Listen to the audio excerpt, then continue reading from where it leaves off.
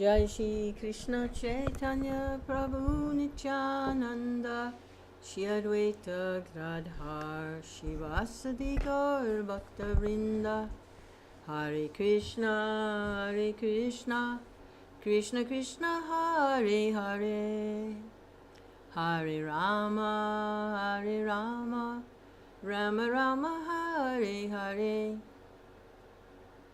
Hare Krishna Krishna Krishna Hare Hare Hare Rama Rama Rama Hare Hare. Reading from Srimad Bhagavatam, the 5th Canto, Chapter 24, and this is text 27, translated with commentaries by His Divine Grace A.C. Bhaktivedanta Swami Prabhupada, Founder Acharya of the International Society for Krishna Consciousness. And this is Canto 5, Chapter 24, description of the subterranean heavenly planets. And these particular verses are discussing the glories of Bali Maharaj. So this is text 27. Sukadeva Goswami, the great saint, is discussing the goal of life, perfection of life, transcendence, love of God, with Parikshit Maharaj, who has forewarning of how much time he has left to live in that particular material body. So, these are the discussions for enlightenment, transcendence, and they all relate to Krishna, Supreme Personality of Godhead. So Bali Maharaj was a great devotee of the Lord, and we're hearing about his pastimes and his activities. Sukadeva Goswami continued, "My dear king, how shall I glorify the character of Bali Maharaj, the Supreme Personality of Godhead, the master of the three worlds, who is most compassionate to his own devotee, stands with club in hand at Bali Maharaj's door. When Ravana, the powerful demon, came to gain victory over Bali Maharaj, Vyāsadeva kicked him a distance of 80,000 miles with his big toe. I shall explain the character and activities of Bali Maharaj later, in the 8th canto of Srimad Bhagavatam. So we're going to hear about that later. That Ravana tried to attack Bali Maharaj and was kicked 80,000 miles. Vyāsadeva kicked him 80,000 miles with his big toe. All right. Text 28. Okay, so now we're going to another planet. I believe that was Talatala. It's one of the planets below the Earth. Now, below that planet, where Bali Maharaj resides, this is text 28. Beneath the planet known, that was Sutala. Beneath the planet known as Sutala is another planet called Talatala. Okay, so Talatala is below Sutala, which is ruled by Danava, a demon, by the Danava demon named Maya. Maya is known as the Acharya, or master of all the Mayavadis, who can invoke the powers of sorcery. For the benefit of the three worlds, Lord Shiva, who's known as Tripurari, once set fire to the three kingdoms of Maya, but later, being pleased with him, he returned to his kingdom. Since that time, Maya Danava has been protected by Lord Shiva, Therefore, he falsely thinks that he need not fear Sudarshan Chakra of the Supreme Personality of Godhead. So these things sound fantastic, phantasmagoria, but they're not. We're talking about spiritual energy, spiritual personalities, consciousness, living entities, not covered by contamination with the material energy. So if we're on that level of realization that we are not these bodies, we are spiritual beings, then when we hear this information about structure and the activities and the personalities, we can understand from that vantage point of transcendental viewpoint. And the material energy itself is endlessly mutable. Endless combinations and transformations and mutations and permutations. Material energy is one of Krishna's energies, and as such, it is unlimited. The problem with attachment to the material energy, the material nature of the Lord, is that it is endlessly mutable, which means the forms that manifest within the material environment, material energy, don't have any permanence. And so it's very, very, very, very frustrating and painful for the living entities who are of a different nature, spiritual nature, to identify with these material activities and forms and relationships, because they have a beginning and an end. And so there's so much suffering involved with the dismantling of the material constructs. So this is what's going on all the time, constructing and destroying. And Lord Vishnu is there maintaining, to whatever degree the things are maintained, everything's maintained. That is, Lord Vishnu is doing that. But mostly the activity is building up, tearing down, being born and dying.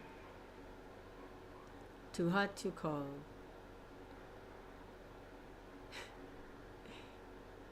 So it's a very frustrating situation. The jiva souls, the living entities, their nature, our nature, is one of permanence, eternality. And to be in a situation where there is no permanence or no eternality is a very unhappy situation. So, when we understand, at least to some degree, that we are spiritual entities, that we are different from this material body and material surroundings, these temporary forms, then these other descriptions, they don't sound so fantastic. So, these are the descriptions of the planets below the earthly planets. We heard about Sutala, which is where Bali Maharaj resides, and now we're hearing about Talatala, which is where the demon Mayadanava. And evidently, the residents there and he himself, this Mayadanava, are sorcerers. They can conjure up and like this. And looks like Lord Shiva, in order to protect the rest of the material creation, material universe, set fire to the kingdoms of Maya. And then later, somehow he became pleased with the demon. He returned the kingdom. So he's been protected by Lord Shiva ever since, and so he he's under the impression that he has nothing to fear from Krishna, because Lord Shiva is protecting him. He doesn't fear the Sudarshan chakra, but it says here, he falsely thinks. So he thinks he doesn't have to worry or be concerned about the Sudarshan, but it's false. He's not immune. Just like Hiranyakashipu thought that by his clever word jugglery, he had managed to defeat death, and that he was deathless in that body, that material form. But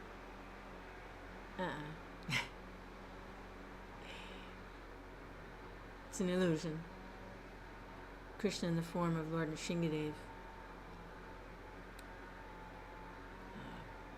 helped him out of that, gave him liberation, painfully so, tore him to pieces, but gave him liberation. So similarly, Mayadanava, demons are like that. They think that they can come up with some kind of a plan that is going to let them get around the stringent laws of material nature. If they can defeat birth, death, old age, and disease in that temporary material form, they think they can do that without surrendering to the Lord, that they can come up with some plan. It's like so many little demons running around now in science and medicine, that they can defeat death with some contraption, maybe artificial limbs, or they can make a material body that never dies, even if they have to replace most of the organs or all of the organs with stainless steel or plastic or something.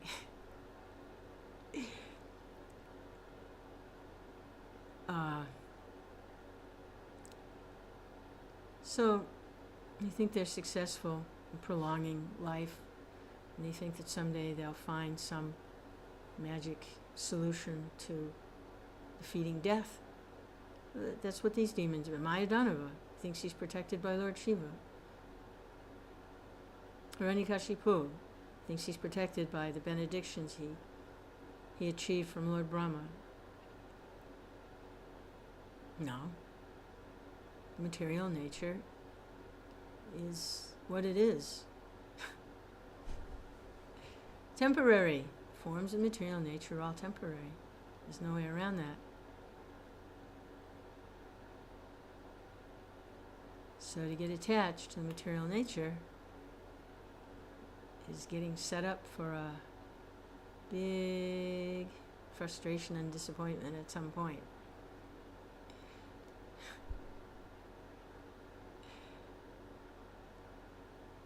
And it's not just once. A person can remain in the cycle of birth and death indefinitely. Actually, conditioned souls have been in the cycle of birth and death for all practical purposes eternally. So long, identifying with the material situation over and over again. Whatever progress is made, it's gradual. That's how powerful the mercy of a representative of the Lord is, that in one instant, one fraction of a second, it can change the course of unlimited births and deaths, cycle of birth and death for that living spirit spark, spirit soul. They come in contact with the pure representative of the Lord. That's how powerful devotional service is. Yeah. All of that can be eons and eons, uncountable time period of conditioned activity within the material nature. like a flick of a switch, by taking advantage of having the good opportunity, even for a fraction of a second, with a pure devotee of the Lord.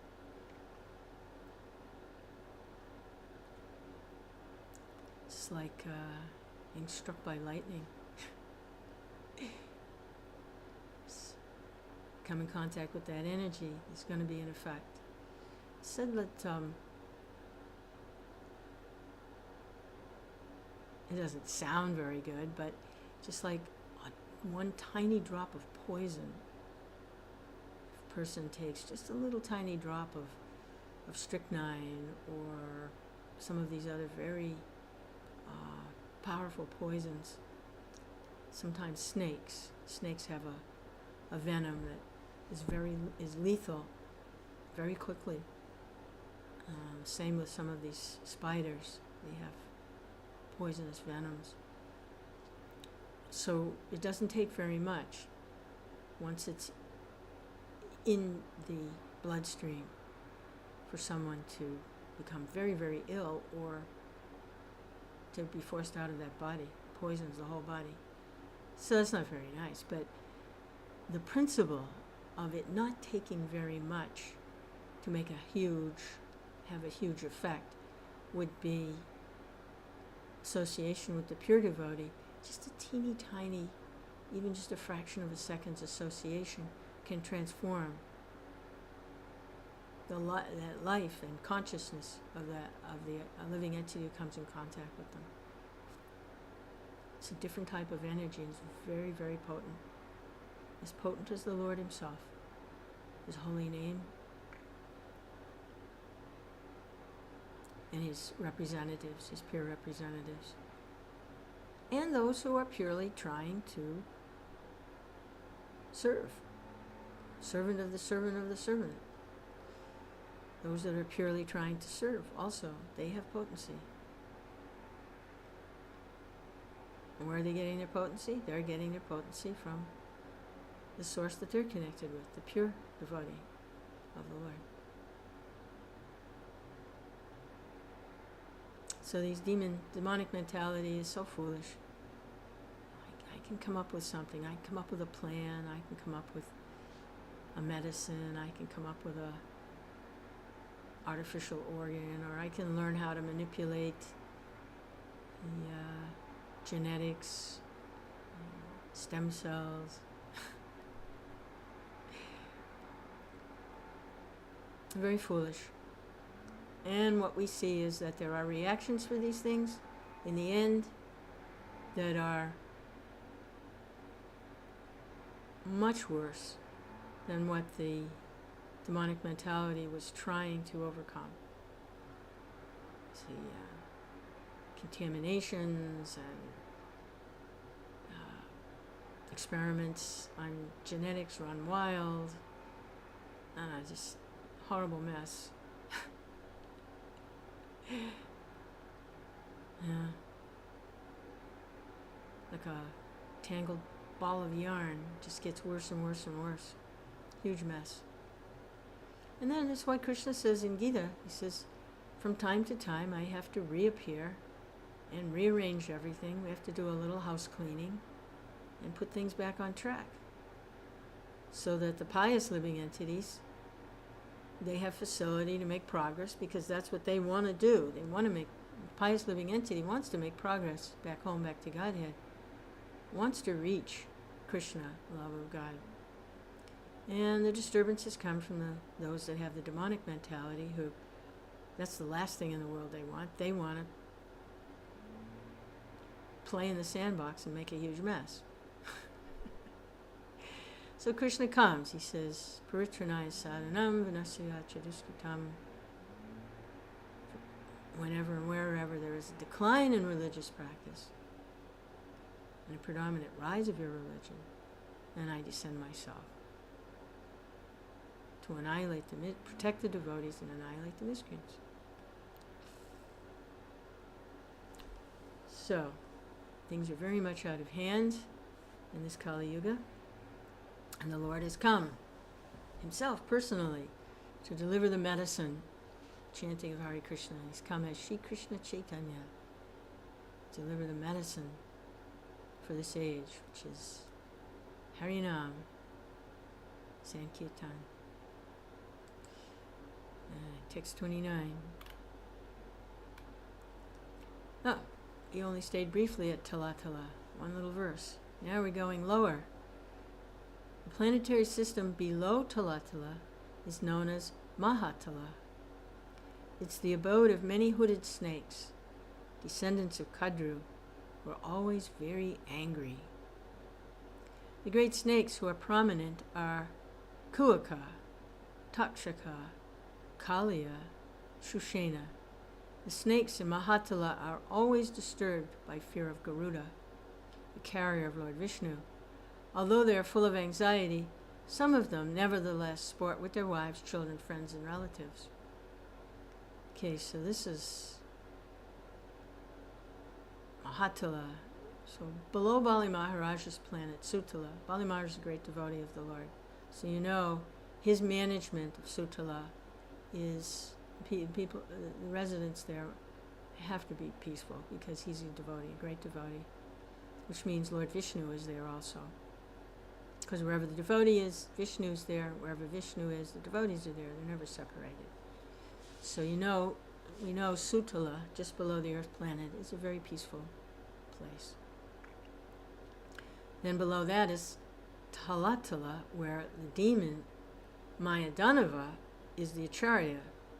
And he's in illusion, thinking that he's protected by Lord Shiva. So we don't have too much information about the residents there, but where there's illusion, there's no real happiness. But now we go below Talatala to Mahatala, and this place, starting to look pretty nasty. It's the abode of many hooded snakes. So these aren't ordinary snakes. They're snakes that they're like the Kaliya serpent, that snake. And actually this is where Kaliya came from, it seems, when he tried to get away from Garuda and tried to take shelter in the Yamuna in Vrindavan. Caused a huge disturbance there. He was so poisonous, he poisoned the whole river. This is that these snakes are always very angry. So what's anger come from? And we know from Bhagavad Gita, anger, contemplation of the senses, objects of the senses, attachment develops. From attachment, anger arises. Because being attached to the objects of the senses, there's only two things that can happen. We're attached to the objects of the senses means hankering, want something you don't have. And in striving to get that, there's a certain amount of anger involved because there's this obstacle or that obstacle, or it can be very frustrating and angering. Or one has the objects of the senses and is attempting to enjoy sensually whatever the objects are, and there's fear and anger there that's going to get taken away. So there's only two things that can happen with sense gratification: hanker and lament. I don't have something and I want it, or I have it, I'm afraid I'll lose it. There you go. Sense gratification. That's the program. So these snakes are always angry. So it must be something like that.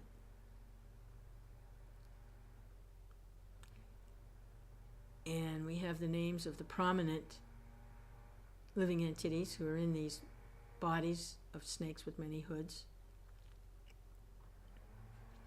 And they're always afraid of Garuda, because what does Garuda do? He eats snakes. And he's the giant bird carrier, Vishnu, and he eats snakes, gobbles them up. So they're always full of anxiety, they're afraid of Garuda, which means they're not devotees, they're trying to engage in sense gratification, they're always angry and aggressive, but it says sometimes they do try to enjoy with their wives, their children, their friends, and relatives.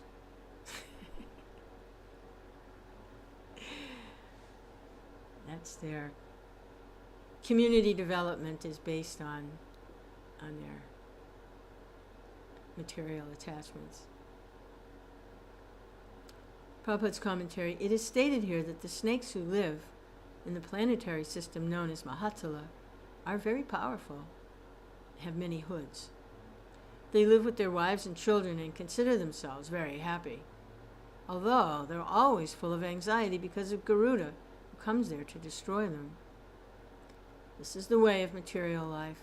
Even if one lives in the most abominable condition, he still thinks himself happy with his wife, children, friends, and relatives.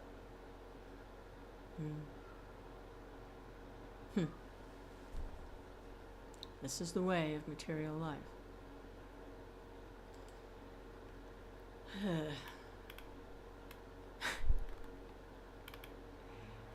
Text 30. Beneath Mahatala, okay, so now we're going lower, is the planetary system known as Rasatala, which is the abode of the demoniac sons of Diti and Danu. They're called Panis, Nivata Kavachas, Kalayas, and Hiranya Puravasis, those living in Hiranyapura. They are all enemies of the demigods, and they reside in holes, like snakes. From birth, they're extremely powerful and cruel. Although they are proud of their strength, they're always defeated by the Sudarshan Chakra of the Supreme Personality of Godhead, who rules all the planetary systems.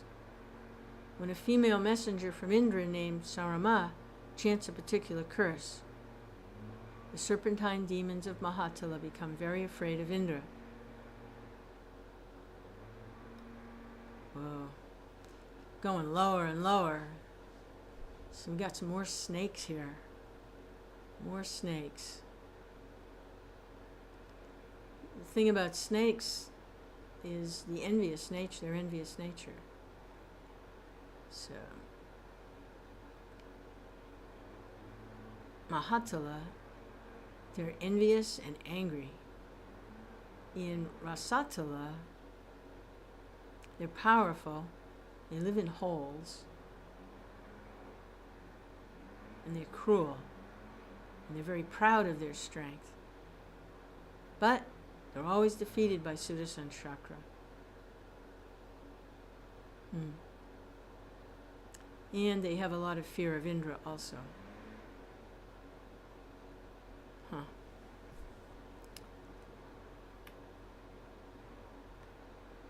female messenger from Indra comes, her name Sarama, and chants a curse, which puts the residents of here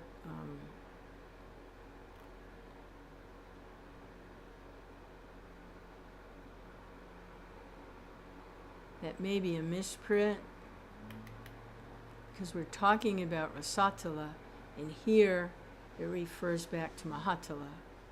So I don't know. It is, yeah, that's a misprint, okay? Because the serpentine demons of Rasatala become very afraid of Indra. Okay. Commentary. It is said that there was a great fight between the serpentine demons and Indra, the king of heaven. When the defeated demons met the female messenger Sarama, who was chanting a mantra, they became afraid, and therefore they are living in the planet called Rasatala.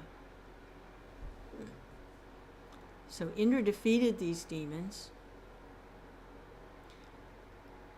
So when they see the messenger from Indra, Sarama, who was chanting a mantra, they became afraid, because they'd already been defeated by Indra, and now they saw one of his messengers, and so they have tried to take shelter in Rasatala, and they live in holes.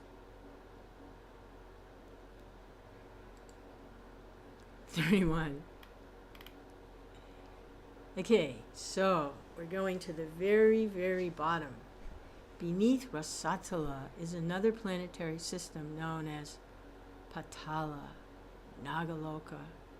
There are many demoniac serpents and masters of Nagaloka, such as Shankya, Kulika, Mahashanka, Dvaita, Dhananjaya, Dhritarashtra, Sankachuta, Kambala, Aswatar, Devadatta. The chief among them is Vasuki. They're all extremely angry, and they have many, many hoods. Some snakes 5 hoods, some 10, some 7, 10, others 100, and others 1,000. These hoods are bedecked with valuable jewels, and the light emanating from the gems illuminating the entire planetary system of Bilaswarga. Okay, so what we're hearing about on these lower planetary systems is snakes and serpents. And they're all very, very angry. And they're envious. So we can see here how devastating anger and envy is. Anger is one of the gateways to the lower planets. If a person entertains anger, then they will find themselves in the association and in the community where anger predominates. Anger and enviousness. So, that's how to get there, is to become angry and envious. Angry at who? Angry at Krishna, of course. Envious of who? Envious of Krishna. Who else? And then you get to live, have your own little nice living place in a hole, like a snake. Always fearful and in anxiety. This is what can be done. That's what else can accommodate anger and envy, really, except a living situation like that, and it's at the very bottom of the universe. Hare Krishna, Hare Krishna. Thus end the Bhaktivedanta purports of the 5th chapter, 24th chapter, 5th canto, 24th chapter of Srimad Bhagavatam, entitled Subterranean Heavenly Planets. So the hellish planets were also included in there, but they're subterranean. These are the planets below the earthly planet. So we can go on, chapter 25, and read the little summary there. And chapter 25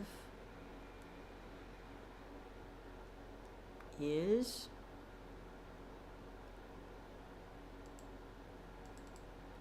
the glories of Lord Ananta.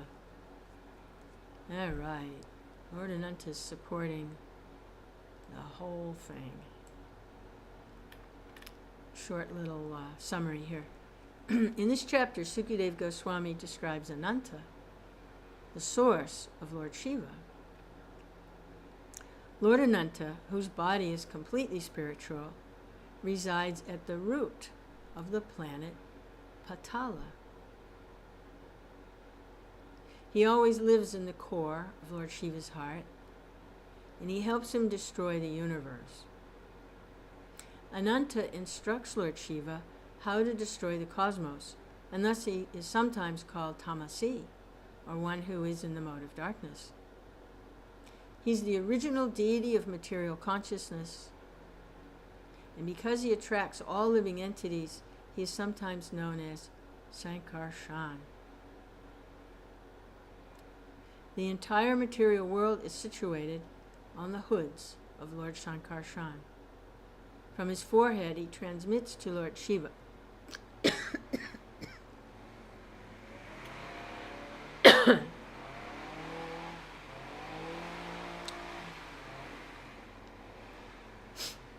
From his forehead, he transmits to Lord Shiva the power to destroy this material world. Because Lord Sankarshan is an expansion of the Supreme Personality of Godhead, many devotees offer him prayers. And in the planetary system of Patala, all the suras, asuras, Gandharvas, Vidyadhars, and learned sages offer him their respectful obeisances. The Lord talks with them in a sweet voice. His bodily construction is completely spiritual and very, very beautiful. Anyone who hears about him from a proper spiritual master becomes free from all material conceptions of life. The entire material energy is working according to the plans of Anantadev. Therefore, we should regard him as the root cause of the material creation. There's no end to his strength, and no one can fully describe him even with countless mouths. Therefore he's called Ananta, unlimited. Being very merciful toward all living entities, he has exhibited his spiritual body. Sukadeva Goswami describes the glories of Anantadev to Maharaj Parikshit in this way.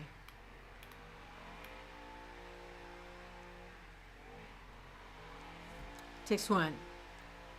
Srila Sukadeva Goswami said to Maharaj Parikshit, "My dear king, approximately 240,000 miles beneath the planet of Patala lives another incarnation of the Supreme Personality of Godhead. He is the expansion of Lord Vishnu, known as Lord Ananta or Lord Sankarshan. He is always in the transcendental position, but because he is worshipped by Lord Shiva, the deity of Tamagun or darkness, he's sometimes called Tamasi. Lord Ananta is the predominating deity of the material mode of ignorance, as well as the false ego of all conditioned souls.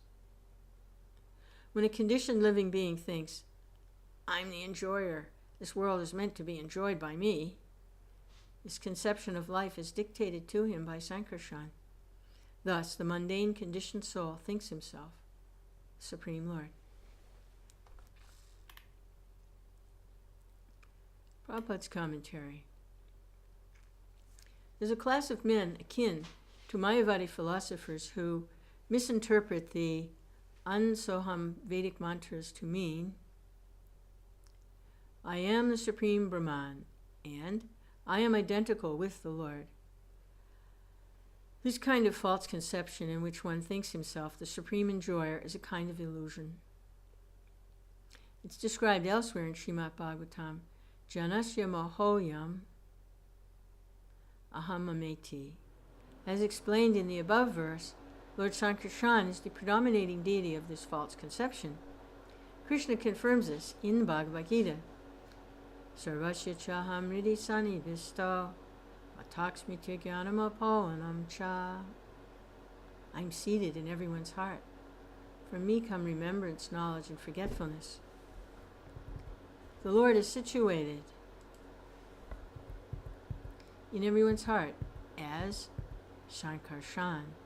And when a demon thinks himself one with the Supreme Lord, the Lord keeps him in that darkness. Although such a demonic living entity is only an insignificant part of the Supreme Lord, he forgets his true position and thinks he is the Supreme Lord. Because this forgetfulness is created by Sankarshan, he is sometimes called Tamasi.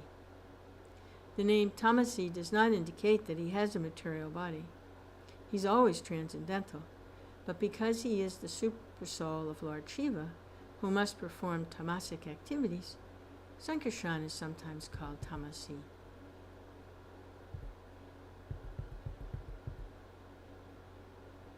Text 2. Sukadeva Goswami continued, "This great universe, situated on one of Lord Ananta's thousands of hoods, appears just like a white mustard seed. It is infinitesimal compared to the hood of Lord Ananta."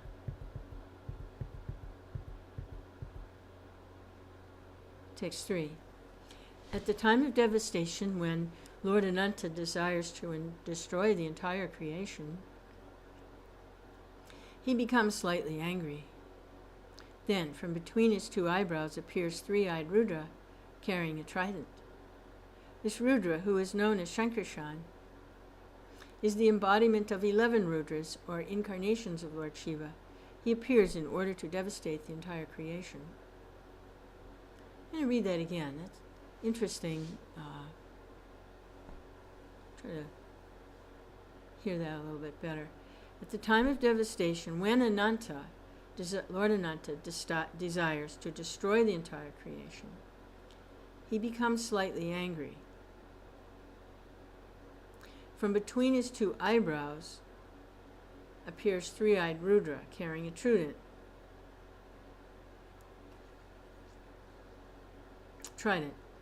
This Rudra, who is known as Shankarshan, is the embodiment of 11 Rudras, or incarnations of Lord Shiva. He appears in order to devastate the entire creation. So Lord Shiva appears originally from Lord Brahma at the beginning of the creation. Now here, when Lord Anantadev, it's time to wind it up, destroy the material universe,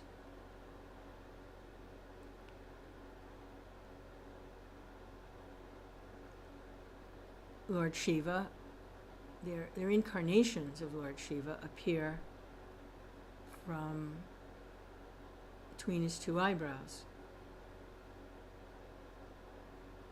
And this Rudra is the embodiment of 11 incarnations of Lord Shiva.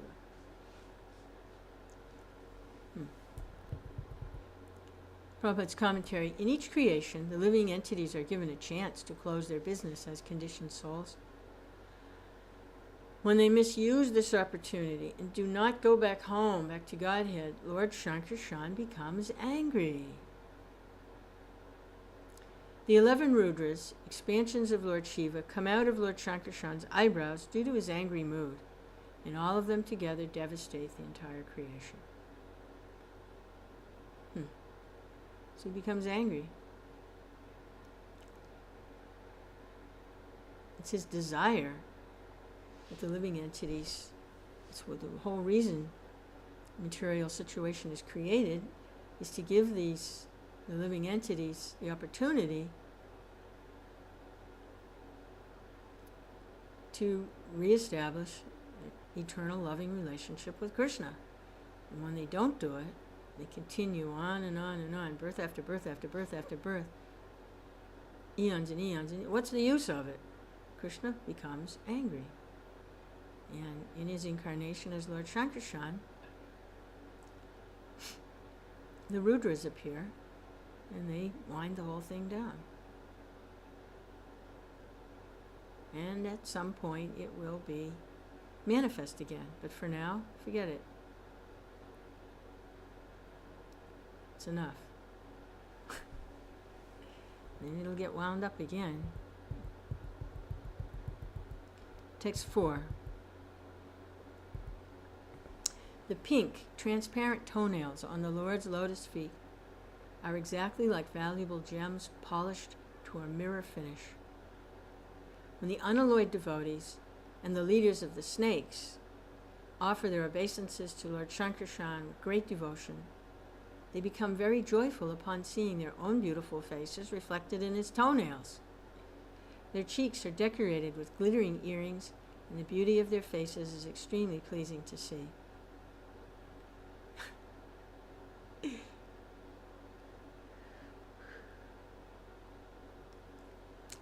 Unalloyed devotees and leaders of the snakes offer their obeisances. They see their own beautiful faces reflected in his toenails.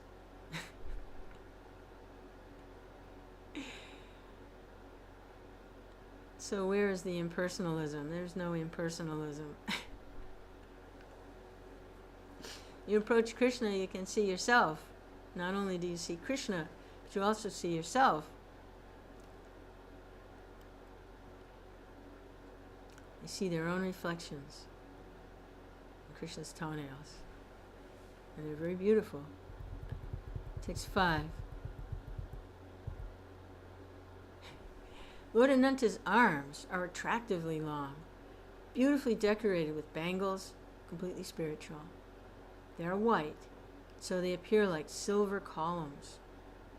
When the beautiful princesses of the serpent kings, hoping for the Lord's auspicious blessing, smear his arms with the guru pulp, sandalwood pulp, and kumkum.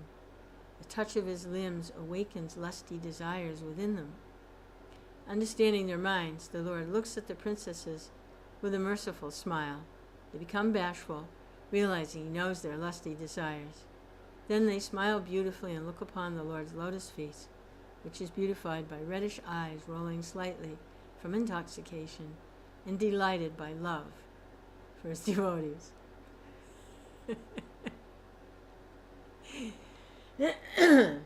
Krishna, the Supreme Personality of Godhead, manifest in many, many, many different forms. So this is his form as Anantadev in his pastimes with his servants and his devotees who will appear with him in different forms to enhance his pleasure. Prabhupada's commentary. When males and females touch each other's bodies, their lusty desires naturally awaken. It appears from this verse that there are similar sensations in spiritual bodies. Both Lord Ananta and the women giving him pleasure had spiritual bodies. Thus, all sensations originally exist in the spiritual body. This is confirmed in Vedanta Sutra, Janmad Yasya Yatha. Srila Vishwanath Chakravarti Thakur has commented in this connection that the word Adi means Adi Ras, the original lusty feeling which is born from the Supreme. However, spiritual lust and material lust are as completely different as gold and iron. Only one who is very highly elevated in spiritual realization can understand the lusty feelings exchanged between Radha and Krishna, or between Krishna and the damsels of Vraj. Therefore, unless one is very experienced and advanced in spiritual realization, he's forbidden to discuss the lusty feelings of Krishna and the gopis. However, if one is a sincere and pure devotee, the material lust in his heart is completely vanquished as he discusses the lusty feelings between the gopis and Krishna, and he makes quick progress in spiritual life.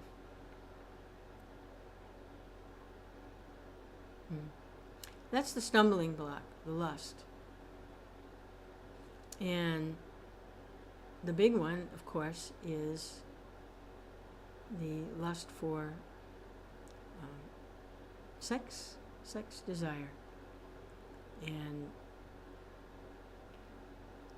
we're understanding that it's material sex desire is a perverted reflection, and it's very dangerous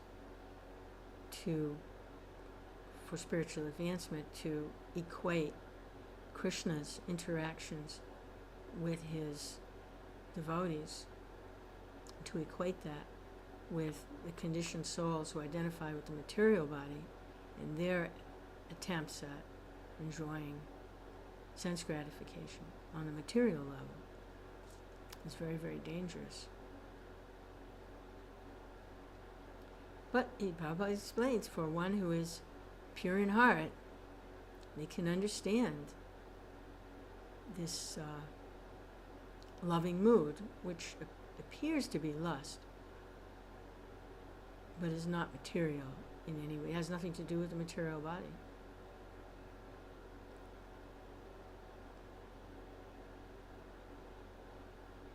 So such a person who is on a pure platform, when they hear about or they discuss the lusty feelings between Krishna and his female associates, they make progress in spiritual life. They get free, completely free from material lust by relishing these pastimes of the Lord, this so-called spiritual lust. Lust, greed, materially,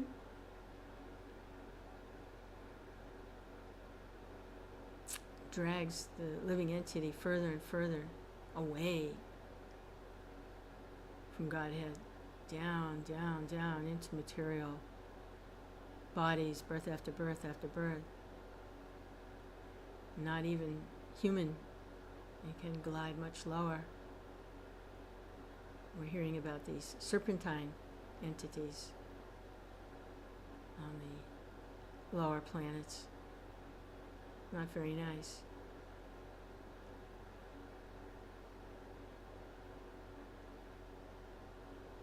But that same, where does that come from? It gets perverted through material energy and identification of material body. But that is a desire of the soul to engage in loving relationship with the Lord, who is also spiritual. Nothing material about Krishna or Krishna's devotees. So that is the root of the problem. That is at the root.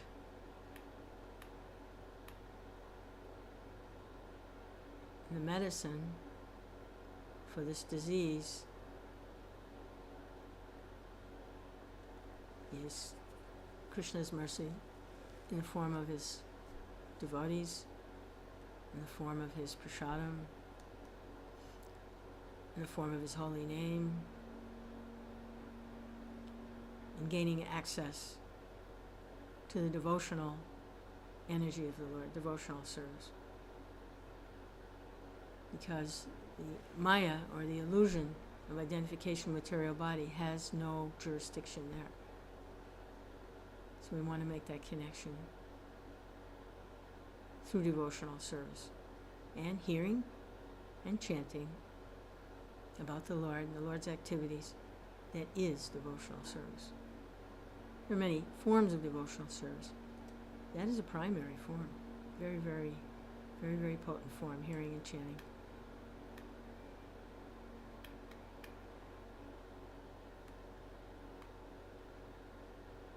Okay, so we'll stop there. Hare Krishna.